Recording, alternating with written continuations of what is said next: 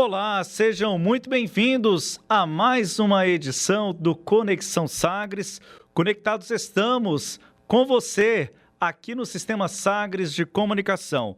Eu sou Samuel Estraioto e ao lado de Jéssica Lima, estamos nesta edição especial do Conexão Sagres. E aí, Jéssica, tudo bem? Oi, Samuel, tudo ótimo. Um prazer estar aqui em mais um Conexão Sagres, especialmente para falar de um tema tão importante, né? Março marca o mês de 3 anos de pandemia. E pensando nisso, o tema de hoje vai ser saúde mental e empatia. E para a gente entender mais sobre isso, tem convidadas especiais aqui, né? Especialíssimas! E convidamos você a acompanhar a partir de agora a presença aqui no estúdio da Sagres para debater este assunto dito aqui pela Jéssica. Nós recebemos a psicopedagoga Ana Paula Carvalho e também Lívia Bailão, que é advogada e psicóloga. Ana Paula Carvalho, seja muito bem-vinda. Muito obrigado pela presença. Muito obrigada. É um prazer estar aqui com vocês, participando desse momento tão especial e falando de um tema tão importante. Lívia, seja muito bem-vinda. Muito obrigado pela presença. Obrigada, Samuel. Obrigada, Jéssica. Ana Paula, um prazer te conhecer. Estamos aqui na Sagres, né, no Sistema Sagres de Comunicação, um lugar que para mim é muito especial, muito caro, mora no meu coração, uma alegria. A Lívia, pessoal, para você que não conhece, a Lívia é da casa.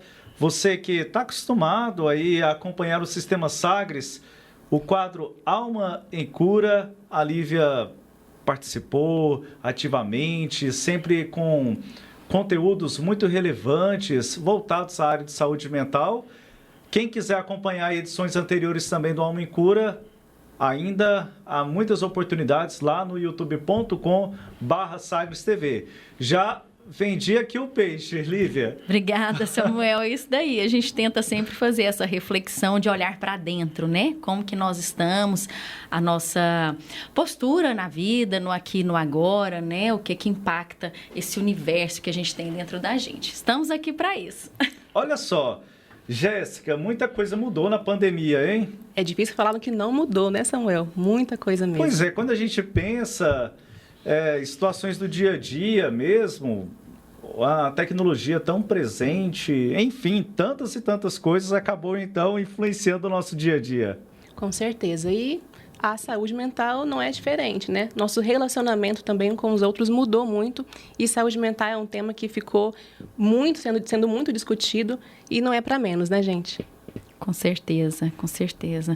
Não tem como a gente ser mais o mesmo, né, Ana Paula? Não, eu acredito que a pandemia, ela trouxe algumas sequelas. Principalmente, eu vou falar da área da educação infantil, que foi uma área que eu presenciei muito, a questão dos pais, os filhos. De repente, eles tiveram que se ver dentro de casa, dividindo o mesmo espaço, e a escola fechou, o trabalho fechou, e todo mundo ali tendo que se relacionar. E as crianças da educação infantil, da educação básica, que é a alfabetização, tiveram que aprender a ler e a escrever por umas aulas online, que isso ia ser na cabecinha deles. Aí trouxeram, né, chegou junto com tudo isso a ansiedade, a angústia dos pais, a angústia das crianças, e aquele relacionamento conturbado dentro do mesmo espaço, tendo que trabalhar, conviver e trazer a escola para dentro de casa. Então, isso foi um período muito difícil. E nessa época de 2020, que foi o ano que nós tivemos todo o período dentro de casa. Depois nós tivemos 2021, que veio até o meio do ano. E 2021-2, que foi aquela questão do híbrido, né? Metade, sim. Metade. E aí ficou tudo muito confuso. Então, o meu olhar é muito voltado para a questão da educação básica. E eu quero pegar o ponto inicial que a senhora falou. E aí sempre vem à cabeça, olha, a gente estava numa situação cotidiana, tudo estava acontecendo, ali normalmente vem a pandemia, os primeiros casos, os decretos, né, ali com as orientações sobre o isolamento social e as pessoas dentro de casa. E aí, tudo acontecendo dentro de casa. Eu achei muito interessante quando a senhora falou, olha, a escola passou a acontecer dentro de casa, o trabalho também. Samuel, aí, só um minutinho. 2 filhos, um computador... A pessoa, o adulto responsável tendo que trabalhar na sua reunião, como é que administrar tudo isso? Realmente, se a gente for voltar na memória, a sensação daquele momento, nós vivemos o caos, né? Vivemos o caos. Pensar que já e é nesse sentido anos, aí, né? Dá até uma sensação estranha, né? 3 anos, mas parece que foi ontem. Mas sabe, Ana Paula e Jéssica e Samuel, eu fico pensando assim, a minha perspectiva, né, de enxergar o mundo. Não tem uma coisa que não tenha um lado positivo e outro negativo, né? Tudo na criação, tudo no mundo tem polaridade positiva Sim. e negativa. Onde que eu tô olhando? Onde que tá a minha força? Exatamente, pra gente ficar nessa metáfora do copo, né?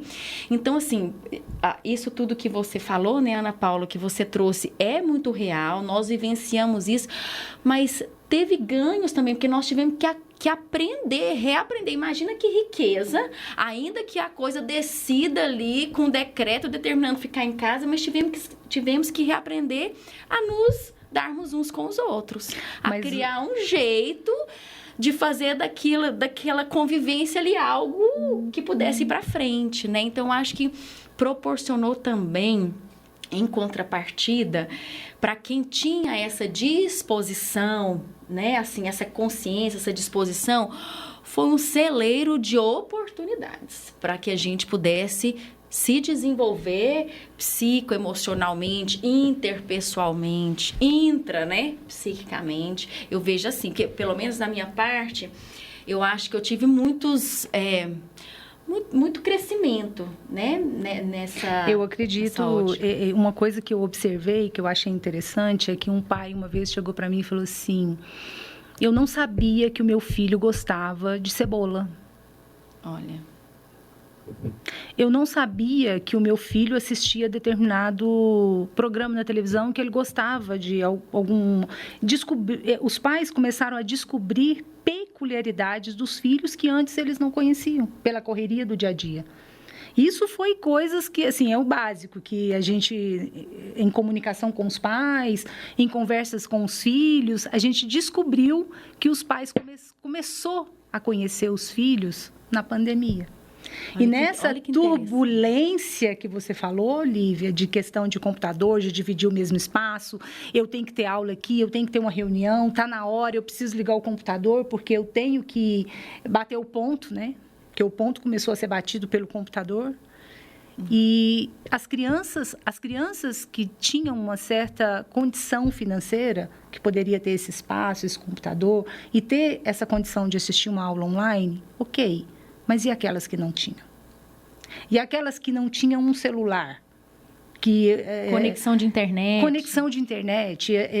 Teve uma reportagem de uma criança que não tinha celular para estudar. E aí fizeram uma vaquinha para comprar um celular para essa menina assistir às aulas, porque não tinha como assistir. Então, tudo isso aconteceu. Esse foi um impacto muito sério, não é? Durante a pandemia, quando a gente pega alunos... de determinado segmento, no segmento privado, alunos de escola pública, essa foi uma discrepância. Mas nessa relação, voltando à cebola, não é? Isso mostra, de certa forma, e aqui esse aparelhinho que a gente tem na mão. Antes, era muito comum, me lembro, barreiras dentro da própria casa. Barreiras em que as pessoas estavam ali com o celular, mas não se comunicavam.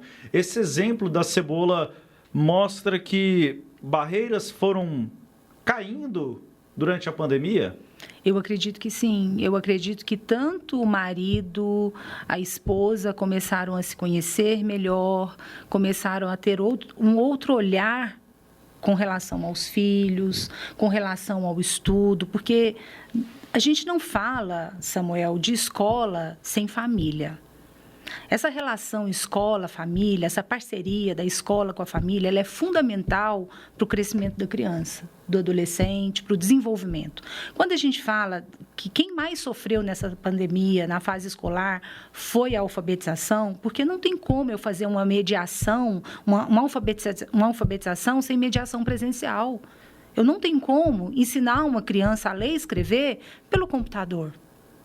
Né? Eu não tenho como fazer isso. Então, se a gente for analisar, qual foi a classe estudantil que mais sofreu? Foi a educação base. Isso também que está tendo sequelas até hoje. Porque quando eles eram lá da educação infantil, lá no 2020, a alfabetização 2020, agora eles estão no segundo ano. Então, eu não tenho como orientar, dar uma aula para uma criança que está no segundo ano agora, sem voltar lá atrás. Não tem jeito. Porque no médio prazo, as coisas virão à tona, né? Estão vindo. Sim. Já, né? E pensando nessa situação, imagina só, né? Se o professor, ele sabe que depende do presencial para fazer esse processo de alfabetização do aluno, o pai, a mãe também, em casa, ganham uma nova responsabilidade, né? Que até então não estava do lado dele.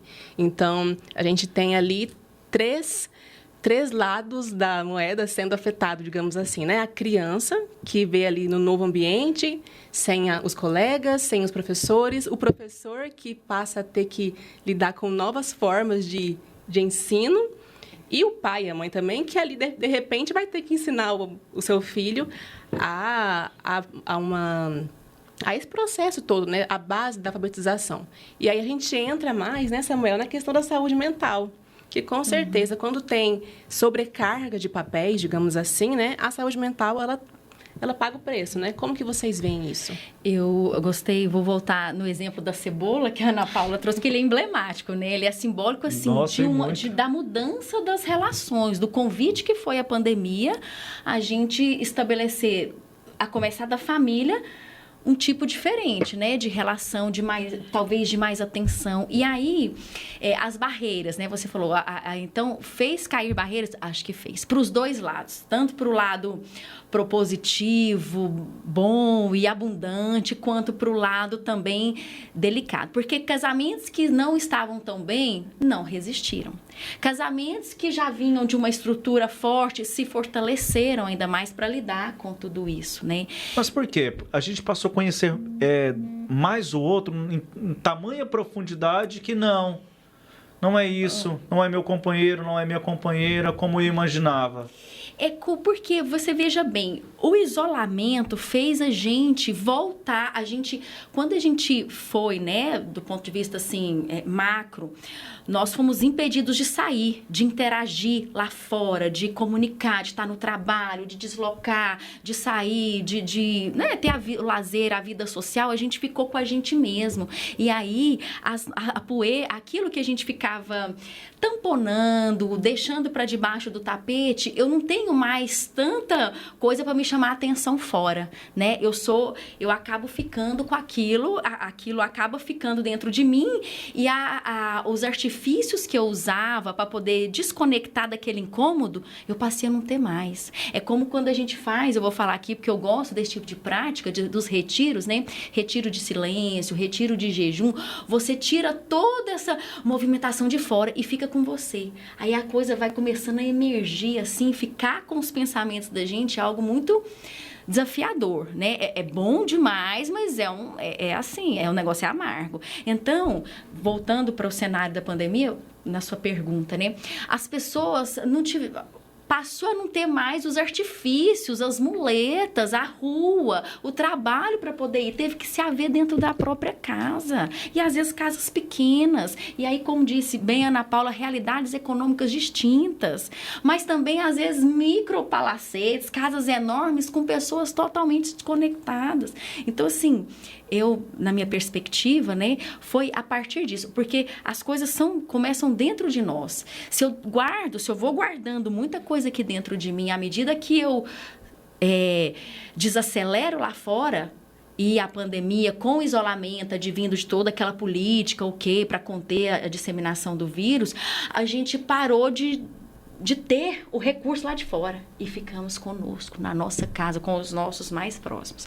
Aí foi a coisa amargou, né? Amargou no bom sentido, se é que vocês me entendem, né? Existe uma pergunta que, quando eu dei uma disciplina chamada Gestão de Carreiras na faculdade, e uma das perguntas na hora de fazer a análise SWOT é falar de você.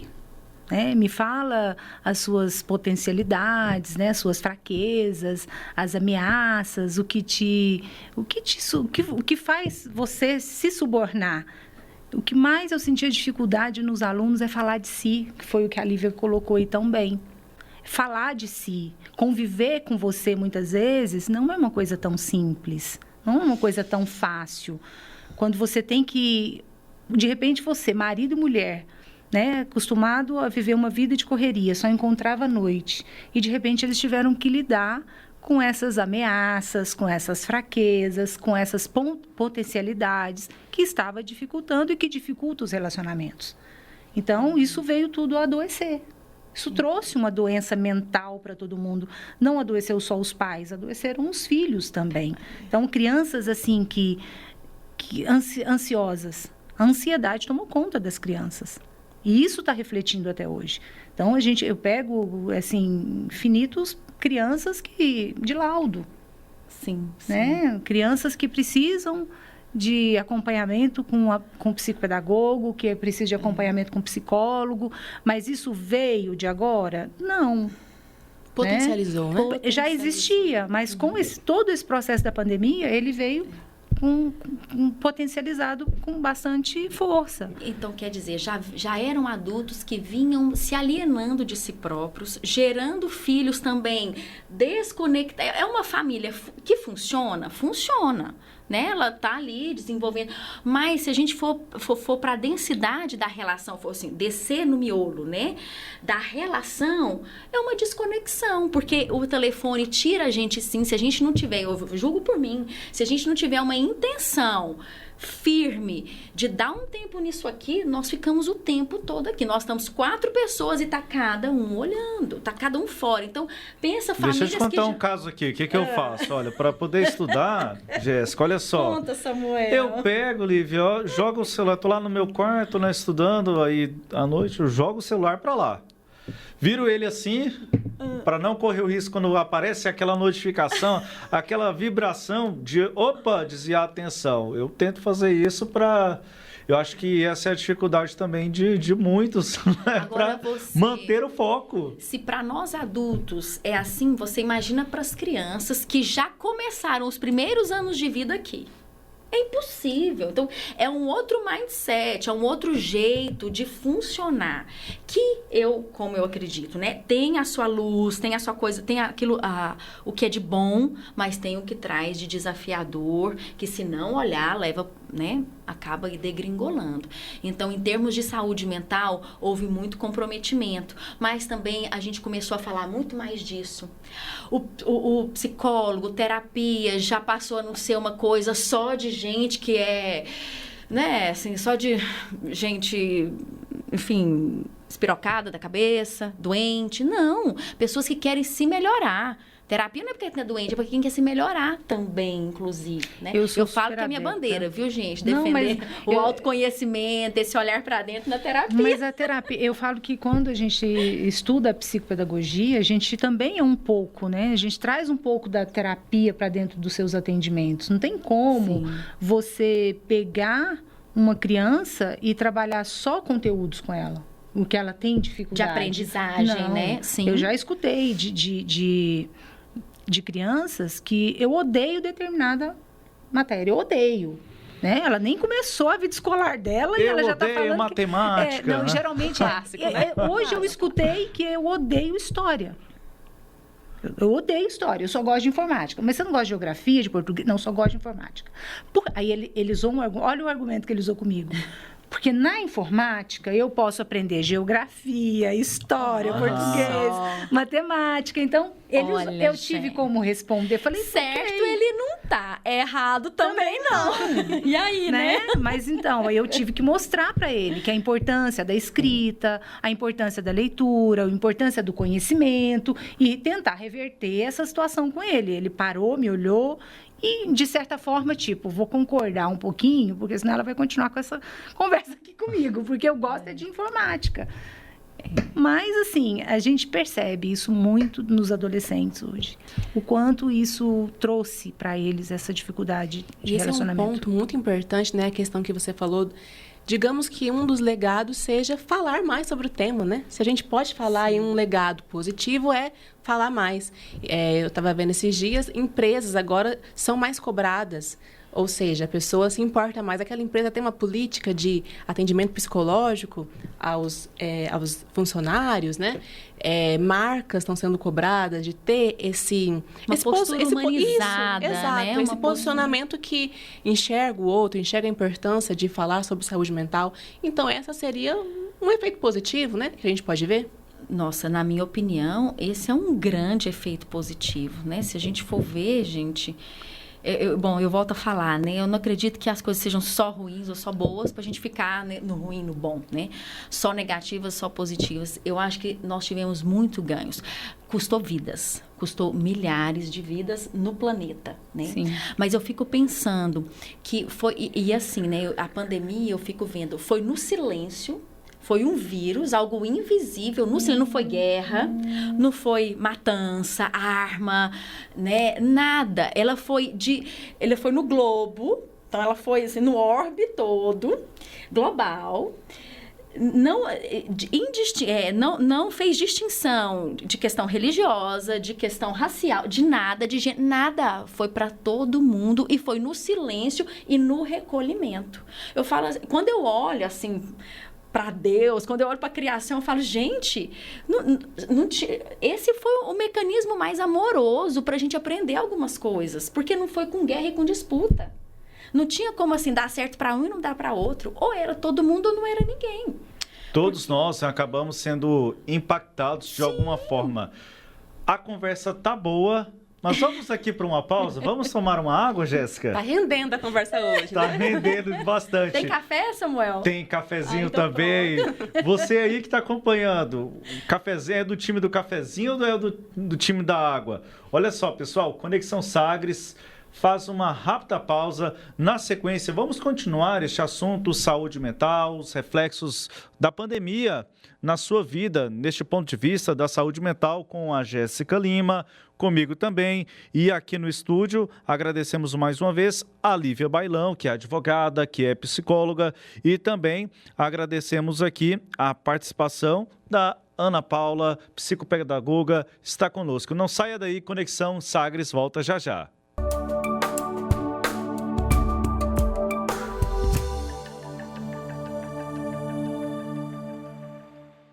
Estamos de volta, uma edição especial do Conexão Sagres, falando de pandemia. Esperamos daqui a pouco falar de pós-pandemia, mas também de saúde mental.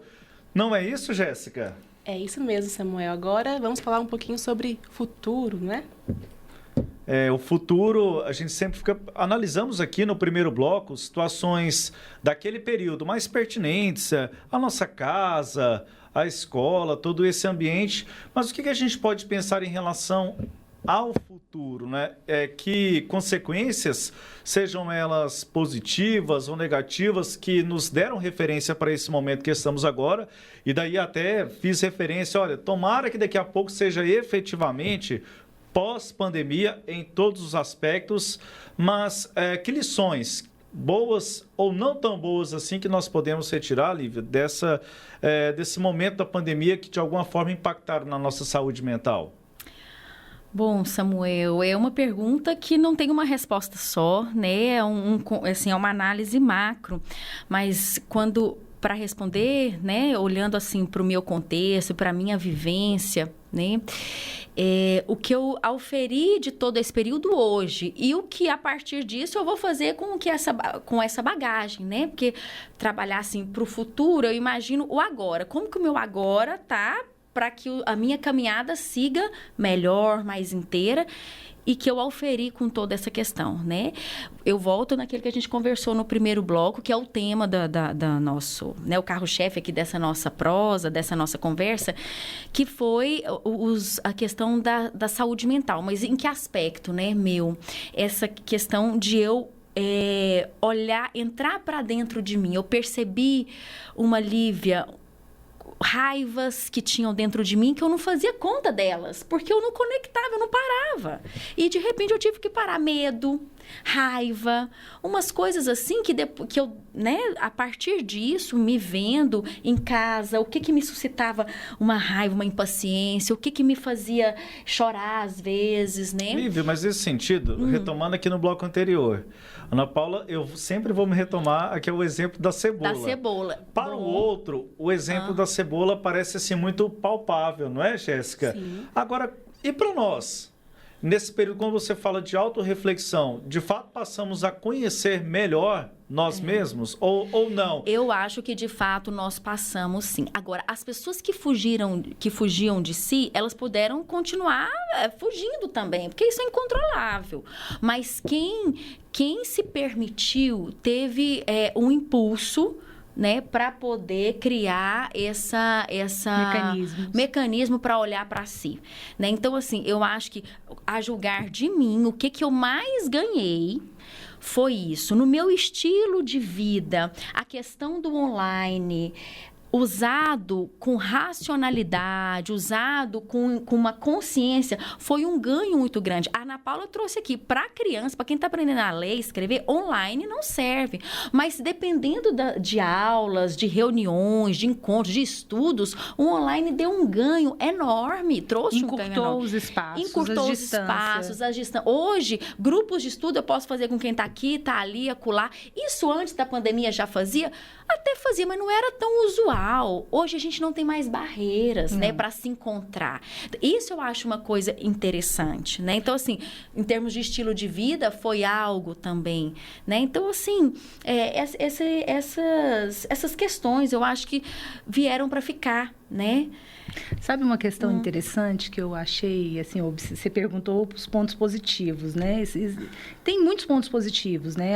Quem quis se desmistificar e se revirar por dentro e se transformar uma pessoa melhor, teve essa oportunidade, né? Porque nós tivemos vários momentos a sós, vários momentos de enfrentar medo, perda. Eu, por exemplo, passei por meu irmão ficou 45 dias na UTI, e só eu e ele. Então, meu irmão teve praticamente morto. E, assim, a gente vivenciou 45 dias de muita angústia. Morre, não morre, morre, não morre. E conseguiu sair da UTI, e hoje ele está se recuperar e está bem. Mas foram dias de muita angústia. Então, quem vivenciou esse processo foi muito difícil. Mas uma coisa que eu observei na pandemia, que a gente antes não tinha hábito, foi a higiene, que melhorou muito. Coisas que a gente chegava do supermercado e colocava direto na geladeira. Hoje, você não faz isso mais. Hoje, você lava. Eu já me peguei lavando ovo, né? Você lava o ovo, você joga álcool, você esteriliza. A própria higiene pessoal com as mãos, que né? Antes você não tinha essa preocupação. Você simplesmente vivia, né? E hoje você já tem mais esse cuidado, um cuidado a mais, que eu acho que a gente ganhou com isso. Sabe, Samuel, Jéssica e Ana Paula, a gente tem um bordão assim que fala que a gente aprende na crise, né? Sim. Eu acho que é isso mesmo. E nós vivemos uma crise, né? Uma crise planetária que foi do macro ao micro, né? Do planetário ao pessoal, individual. E se a gente for olhar, a gente saiu mais resistente. Essa coisa de lidar com a morte, de lidar com a perda, lidar com o medo, perder os entes queridos, então, nem se conta, mas você perder o seu emprego, você perder a sua situação de vida, você perder a sua liberdade, você lidar com tudo nada, isso. Né? Tudo é instável, gente, na verdade, quando eu volto no tempo e lembro da sensação de abril de 2020, o que era aquilo? Que nós só víamos mortes mais mortes na Europa, na Itália, e a coisa chegando no Brasil, e os empregos, as empresas fechando, e aí, o que ia ser? Ninguém sabia, né? Depois começaram a vir as medidas de preservação do emprego, a questão da, né, diminuição da carga, da jornada de trabalho, suspensão do contrato. Então, medidas foram tentando ser tomadas, os empresários sem saber, nós sem sabermos o que ia ser. Se eu pegasse até respirador, não ia, um estado emprestando respirador para o outro, falta de leito. O que era aquilo? E aí a escola sendo cobrada de uma resposta. Eu mesmo fazia faculdade nessa época, já era ensino superior, mas foi um temporal. Todo mundo querendo uma resposta, a universidade não tinha o que responder, não sabia. Nessa época aí, dessa loucura de hospital, não interessava se você tinha condição financeira, se você não tinha. Se não tinha UTI, não tinha.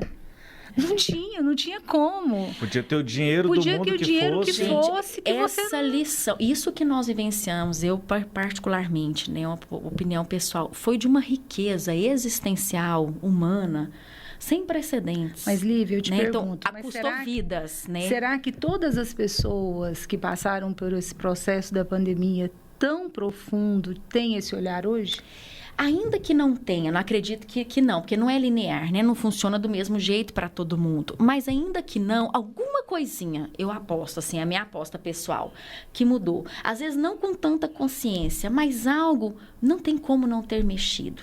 E se ela pode até achar que não mexeu, mas algo, eu confio que algo mexeu, eu acredito que algo mexeu. Porque foi tão impactante nas nossos mais profundos conceitos de tudo, postura, né? Como eu estava conversando aqui antes. Assim, quem era egoísta ficou mais preocupado com o seu. Quem era solidário ficou mais ainda preocupado com o outro. Então, e aí é o nosso tema, né? Empatia. Exato, Temos mais pessoas Jéssica? empáticas? Ou será que não? É a pergunta que fica, né? Eu acredito que nós temos... assim, se falar que tem mais pessoas empáticas, no conjunto da obra eu acredito que sim. Mas eu acho que quem não era empático também, assim, como eu disse, só reforçou aquilo que a pessoa já é.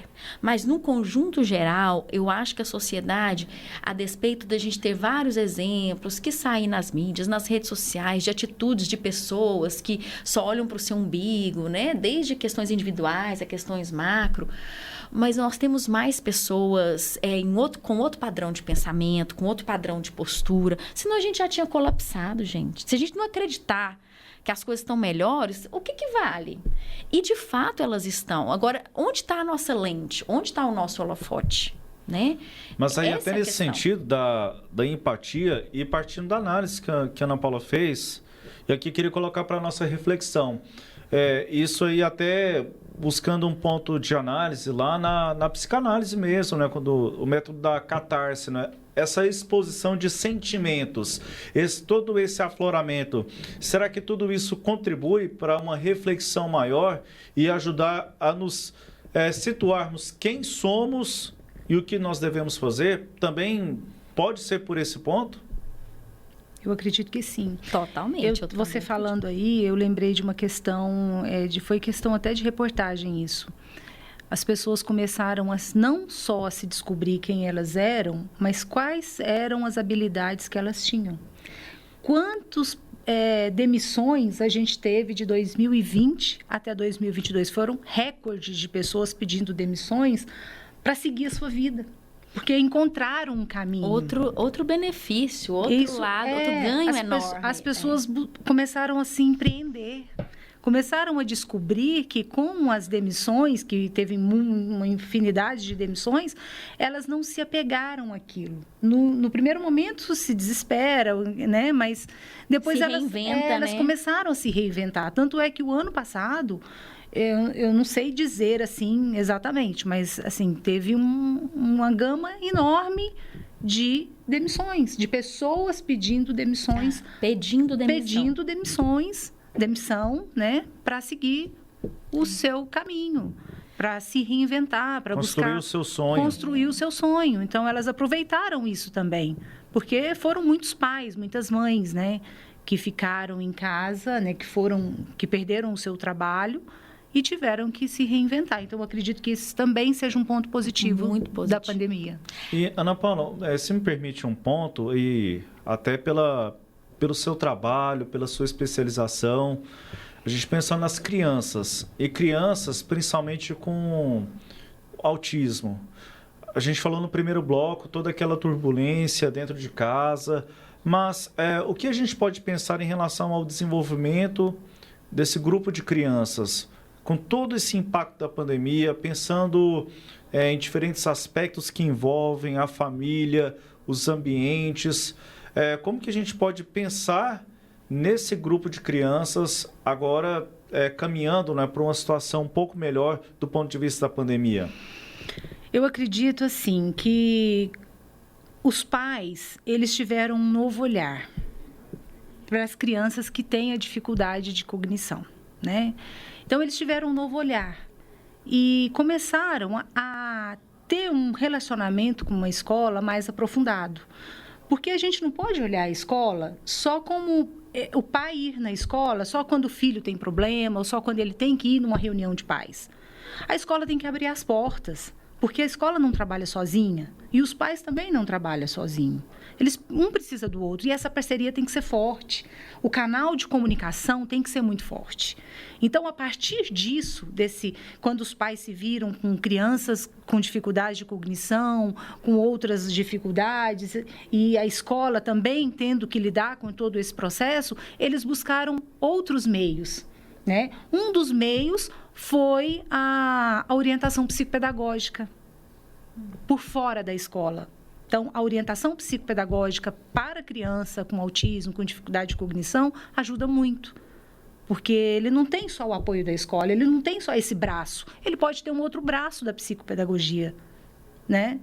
Ajudando essa criança a desenvolver. Porque só a escola, muitas vezes, não ajuda. Eu preciso ter um outro braço, um braço forte também. Isso ajuda de certa forma, porque antes, eu pelo menos vejo assim, Lívia, Jéssica, até então havia uma transferência de responsabilidade dos pais para a escola. A escola resolveu os problemas, terceirizando.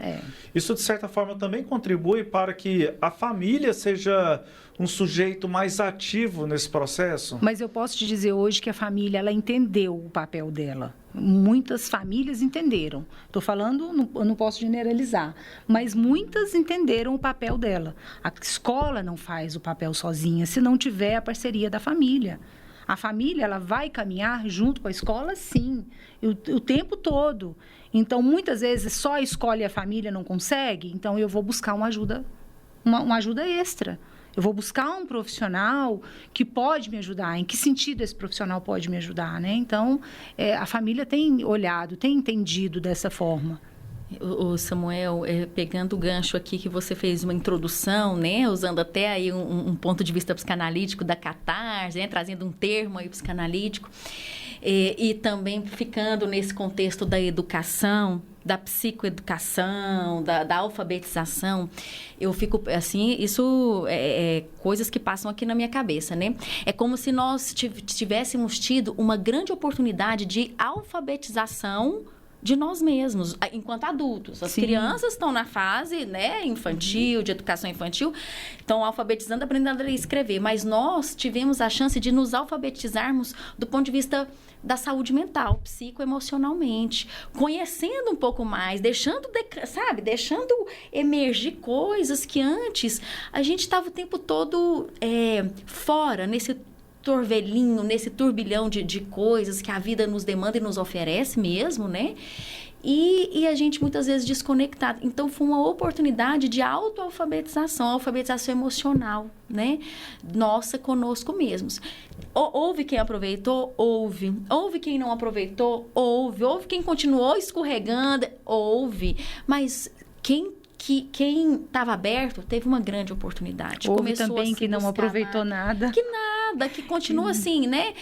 Assim, com as vistas tamponadas, com as lentes turvas, e ok, vai ter sua hora, né? Mas dentro, assim, da pedagogia da vida, se a gente pode dizer assim, a gente teve uma grande oportunidade de autoalfabetização. Talvez decisões mais bem pensadas. Sim. Será que agora, para o futuro, a gente pode pensar em, na hora de escolher, pensar melhor, né? Não simplesmente aceitar algo sem pensar, sem decidir, porque eu acho que cada um ali teve uma nova descoberta em relação a tempo, em relação ao que importa. As suas habilidades, assumir mais risco, ter menos medo, assim, assumir mais riscos e ter menos medo, se bancar mais, assim, do ponto de vista, assim, das suas desejos, suas necessidades, né? Então, assim, o número de divórcios que aumentou. Muito. E, assim, isso é ruim ou bom? Não sei, eu não sei. Não dá pra gente fazer, não cabe a mim, acho que não cabe a ninguém fazer uma análise, é um fato. Mas isso mostra a desconexão dos casais, das pessoas que decidem estabelecer uma caminhada juntos, mas que, infelizmente, não dá. Né? Então, assim, foi acelerar uma coisa que poderia vir, ou que às vezes ia colocando debaixo ali, ó, do tapete, numa indiferença recíproca mais velada, não tá bom, não tá ruim, mas não tá bom, e vai vivendo a vida. E a pandemia fez torcer lá o negócio, né? Então, assim, existe um padrão, mas a gente tem que olhar, né, o que a gente consegue fazer com as coisas que chegam no nosso colo. E a pandemia chegou no colo de todo mundo. Imagina, eu não esqueço. Sem exceções. Eu recebi uma ligação, uma mensagem no WhatsApp, nessa época eu dava aula numa faculdade, que no dia 15, né? No dia nessa 15, semana, do dia 15. Não teria mais aula e não saberia. E tinha que esperar um decreto. Né? A gente não entendeu nada. Fomos pesquisar o que estava acontecendo, para entender o processo. E, de repente, você tinha que fazer vídeo, fazer aula...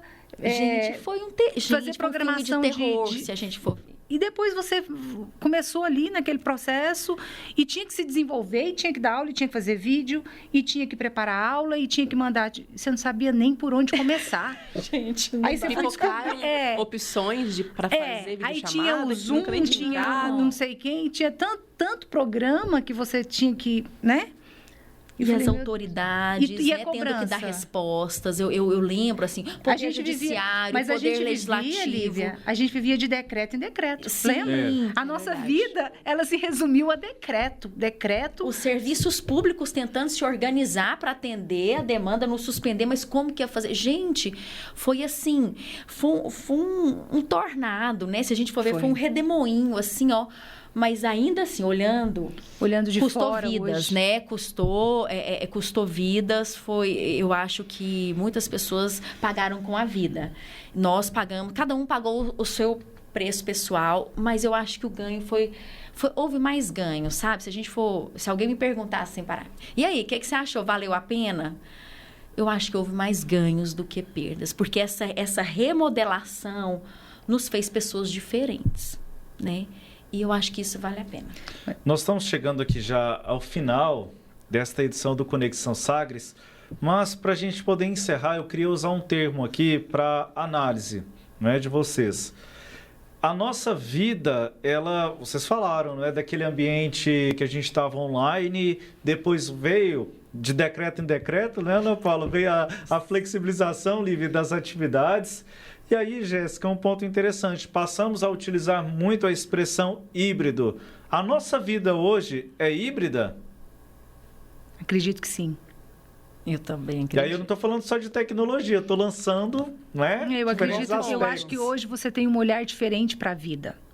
Eu acho que eu falo de mim, o meu olhar hoje para a vida, ele é diferente de quando começou toda a pandemia. Então, quando você olha para trás e vê tudo aquilo que a gente viveu e falamos assim, nós conseguimos, estou aqui hoje fazendo um levantamento de tudo que aconteceu, e eu acho que a vida ela se tornou um pouco híbrida, sim, em todos os sentidos. E nós nos tornamos, como a Lívia falou, né? Eu acho que a gente tem tentado se transformar num ser humano melhor, em pessoas melhores, né? Olhando mais para o lado humano de tudo.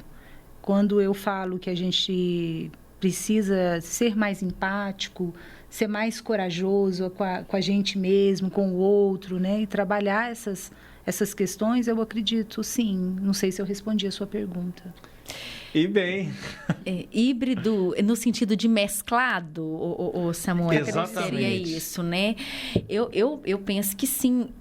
A vida, se a gente for olhar, né, no macro, como você disse, não só a questão tecnológica, Mas ela sempre foi híbrida, ela justifica, né, sabe assim, ela se faz nessa mescla, né?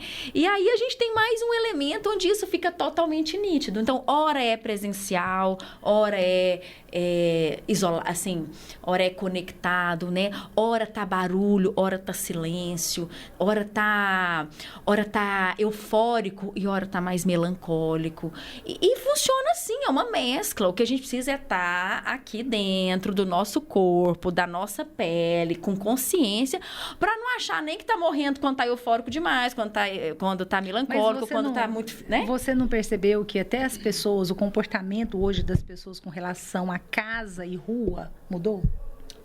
Então, as pessoas se voltaram mais para dentro da sua casa, de reunir as pessoas, de fazer uma comida, porque antes eu percebo isso, né? Até no meu comportamento. A rua mesmo. era a primeira opção, né? A rua era sempre a primeira opção. Agora não, nós reconectamos com os nossos Valorizar queridos a casa. e também com a nossa casa. Lívia Bailão, fala pra gente a sua rede social e quero aqui já agradecer a sua participação. Muito obrigado. Obrigada, Samuel. Obrigada, Jéssica. A você, Ana Paula, foi um prazer te conhecer. Obrigada ao Sistema Sagres de Comunicação pela oportunidade. Bom, o meu Instagram é o Shanti. Shanti é paz em sânscrito. Escreve SHANTI. Shanti, _Alma em Cura, que é onde eu compartilho esses conteúdos, né? Voltados para dentro, né? Para o autoconhecimento. E quero convidar, né? Todas as pessoas para irem lá, conhecer, seguir, curtir. Se não curtir também, diz que não está curtindo. Enfim, ficarem à vontade, mas interagir. E agradecer mais uma vez o bate-papo. Muitíssimo obrigada. Lívia Bailão, advogada e psicóloga, quero agradecer também a presença da Ana Paula Carvalho, psicopedagoga, especialista em práticas de aprendizagem, especialista em educação especial e transtorno do espectro autista. Muito obrigado pela sua presença e, por favor, diga a sua rede social para o pessoal conhecer um pouco mais do seu trabalho. Eu agradeço a Jéssica pelo contato, a você, Samuel, foi um prazer. A parceria com a Lívia foi muito bom. Agradeço ao Sistema Sagres pela oportunidade. E a minha rede social é Ana Paula Carvalho, Psicopedagogia Ana Paula Carvalho. Lá eu mostro um pouquinho do meu trabalho e das minhas crianças, que eu amo trabalhar com criança. Eu acho que eu me descobri muito nesse mundo infantil, que é maravilhoso. E é isso, e eu agradeço muito pela oportunidade. Jéssica Lima, vamos? Vamos lá, muito obrigada, foi ótimo. Agradecemos então a sua participação com a gente aqui na Sagres, acompanhando esta edição especial do Conexão, em que estamos aqui conectados com você, falando sobre saúde mental, os reflexos neste período da pandemia. Um grande abraço a você.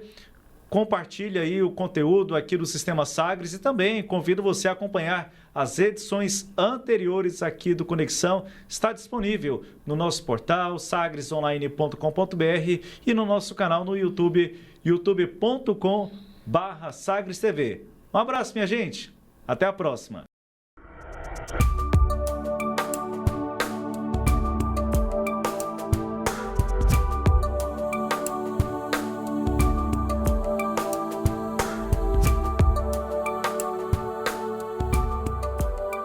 Conexão Sagres.